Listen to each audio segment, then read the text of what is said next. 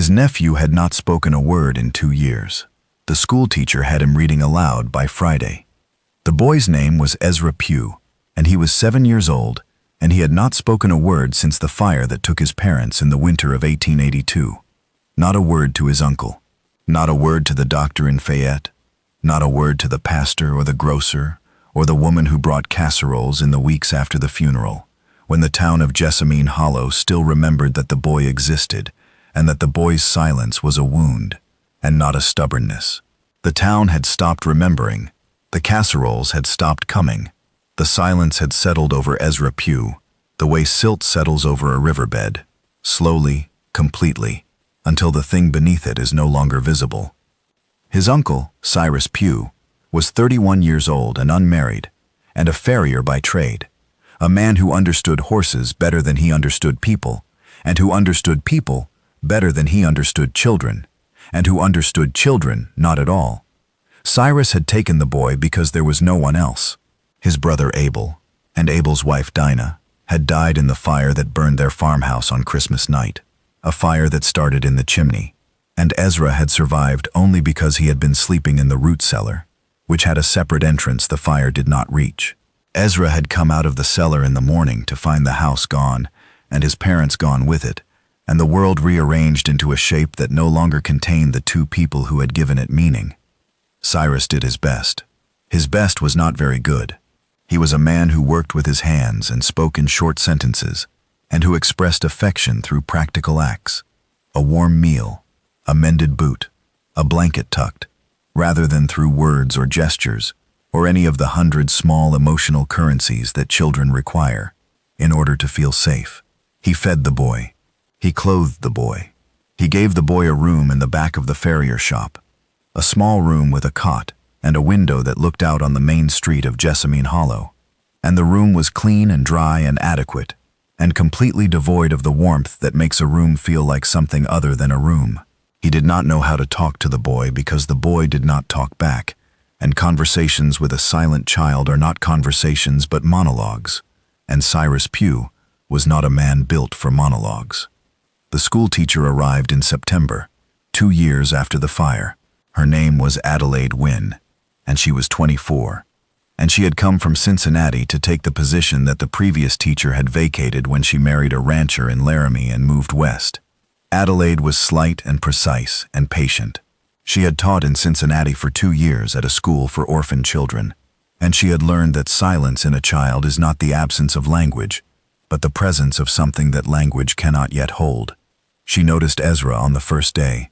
He sat at the back of the one-room schoolhouse, at the desk nearest the door, and he did not speak when she called his name during roll, and he did not raise his hand when she asked questions, and he did not interact with the other children during the noon recess, but sat on the step with his hands on his knees and watched the other children play, with the expression of someone observing a custom that belongs to a country he has never visited. The other children did not bother him. They had grown accustomed to his silence the way people grow accustomed to a landmark. It was simply there, part of the landscape, unremarkable. Aloud asked the other children about Ezra. They told her what they knew, which was the story of the fire and the silence and the uncle who was a farrier and who kept to himself. They told her that Ezra had not spoken since the fire, and that some people said he could not speak, and other people said he would not speak, and that no one knew which it was, because no one had been able to get him to try. She went to the Farrier shop that evening. Cyrus was shoeing a bay mare in the yard, bent over the hoof with the shoe in his tongs, and the glow of the forge behind him. He was a tall man, broad across the shoulders, with dark hair and a weathered face. He looked up when she approached, with the guarded expression of a man who has learned that visitors usually want something he does not know how to give. She told him she was the new teacher. She told him Ezra was in her class. She told him she wanted to understand the boy's silence so that she could help. Cyrus set down the tongs. He looked at her for a long moment. "Doctors could not help," he said. "Pastor could not help. I do not see what a school teacher can do that a doctor and a pastor could not." "A doctor looks for what is broken," Aloud said. "I am looking for what is still there." Cyrus did not know what to make of this. He was not a man who trafficked in abstractions. but there was something in the way she said it, simply and without pretension, the way a person states a fact rather than makes a claim, that prevented him from dismissing it. She began the next day.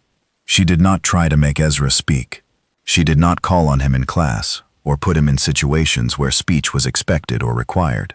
Instead, she did something that no one had thought to do in 2 years of the boy's silence. She sat beside him. During the noon recess, while the other children played, Adelaide sat on the step next to Ezra, and she read aloud from a book, not to him, beside him. She read the way a person reads when they are reading for their own pleasure, quietly and without performance. And the book she chose was Robinson Crusoe, because she thought a boy who had been alone inside his silence for 2 years might recognize something in a story about a man building a life from solitude. She read for 15 minutes each day. She did not ask Ezra to listen. She did not ask him to respond. She simply read, and he simply sat beside her, and the reading created a space between them that was neither silence nor conversation, but something else, a shared attention to a story that belonged to neither of them, and therefore was safe. On the 3rd day, Ezra moved closer. Not dramatically. He shifted perhaps 6 inches to his left, so that his shoulder was near hers, and the shift was so small that a less attentive person would not have noticed it. Adelaide noticed. She did not comment on it. She kept reading. On the 4th day, she brought a second copy of the book. She set it on the step between them, open to the page she was reading, and she read aloud, and Ezra looked at the pages. His eyes moved across the words. He was following along. On Friday, Adelaide read to the end of a chapter, and then she stopped. She stopped in the middle of a sentence, deliberately, at a moment of tension in the story, where Crusoe has discovered a footprint in the sand, and the discovery has changed everything. She closed her book. She stood up. She said, "I will read the rest on Monday." She walked 3 steps toward the schoolhouse door. Behind her, so quietly that it might have been the wind, or a bird, or any of the small sounds that fill a schoolyard at noon, a voice said, "The footprint was not his." Adelaide stopped. She did not turn around immediately. She stood still for a moment, letting the words exist in the air, letting them have their weight and their significance, without rushing toward them or overwhelming them with reaction. Then she turned. Ezra was looking at the book. His face was pale, and his hands were tight on his knees, but his mouth was open, the mouth that had been closed for 2 years, and the words that had come from it were hanging in the air between them, like the first notes of a song that has been silent for a very long time. "No," Adelaide said, "it was not." She sat back down. She opened the book. She read the next chapter, and when she reached a passage where Crusoe speaks aloud to himself in his solitude, she paused, and Ezra read the next line. His voice was small and rough and unpracticed, the voice of a boy who has not used it in 2 years, and who is discovering that it still works, the way a person discovers that a door they thought was locked has been unlocked the whole time. The lock was never broken, only stiff from disuse. Cyrus came to the school at 3 o'clock to collect Ezra, as he did every day. Adelaide met him at the door. She told him what had happened. She told him simply, and she watched his face change, watched the guarded expression crack open the way ice cracks on a creek in March, not in a single break, but in small fractures that spread until the whole structure gives way. Cyrus sat down on the schoolhouse step. He put his hands on his knees. He did not speak for a long time, and the not speaking was different from Ezra's silence. It was the silence of a man who has too much to say and no words large enough to hold it. 2 years, he said. Yes. I tried everything. I talked to him. I begged him. I sat with him at night when he cried. He cried but did not speak. Did you know that? A child can cry without words. I did not know that until Ezra. He was not ready, Adelaide said. The silence was not a wall. It was a room. He needed to be in it until he was ready to come out. And a book about a man on an island is what brought him out? A book about a man who was alone and who learned to not be alone. Yes. Cyrus looked at her. He looked at her the way a man looks at a person who has done the thing he could not do. and the looking contained gratitude and something else, a recognition, a seeing, the kind of seeing that happens when you realize that the person standing in front of you understands something fundamental about the world that you do not understand, and that the understanding makes them necessary in a way that goes beyond the immediate circumstance. "Thank you," he said. "He has a long way to go," Adelaide said. "Today was one sentence. Tomorrow may be silence again. The path out of grief is not a straight line. I know about paths that are not straight lines. I am a farrier. Every horse walks different." She smiled. It was the first time she had smiled at him, and the smile did something to the space between them that neither of them had expected. It made the space smaller, or warmer, or both, and the smallness and warmth were not uncomfortable, but were instead the first indication that the space between them was a space that might, over time, become something other than the distance between a teacher and an uncle. The weeks that followed were not easy. Ezra did not suddenly become a boy who spoke freely and laughed and played with the other children. The path out of his silence was exactly as Adelaide had described it. Not a straight line, but a winding trail, with switchbacks and false summits, and days when the silence returned, and sat heavy on the boy like weather. But the words came. They came slowly, one at a time, the way spring comes to a northern valley, not all at once, but in small increments. A crocus here, a thaw there, until one day you look up and the snow is gone, and the green is everywhere, and you cannot remember exactly when it happened. Cyrus came to the school every afternoon.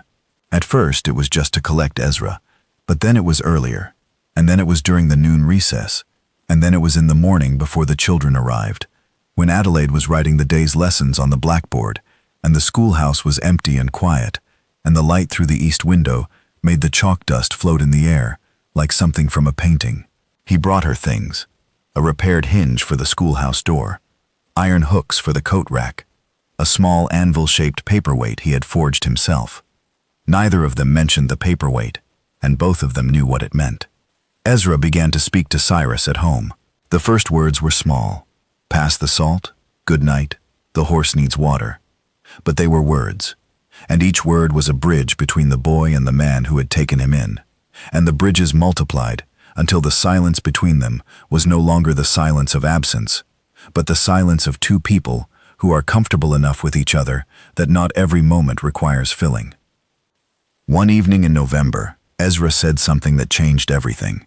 Cyrus was at the table, mending a bridle, and Ezra was on the floor with the book. He had read Robinson Crusoe 3 times by then, and had moved on to other books that Adelaide loaned him. And he looked up from the page and said, "Is Miss Wynne going to stay?" Cyrus looked at him. "What do you mean?" "The last teacher left. Teachers leave. Is Miss Wynne going to leave?" Cyrus set down the bridle. He understood, with the clarity that comes when a child asks a question that is not really about the teacher, but about every person who has ever left, that Ezra was asking about permanence, about whether the people who make the world bearable are going to remain in it, or whether they, too, will disappear the way his parents disappeared, suddenly and without warning, leaving nothing but ash and silence.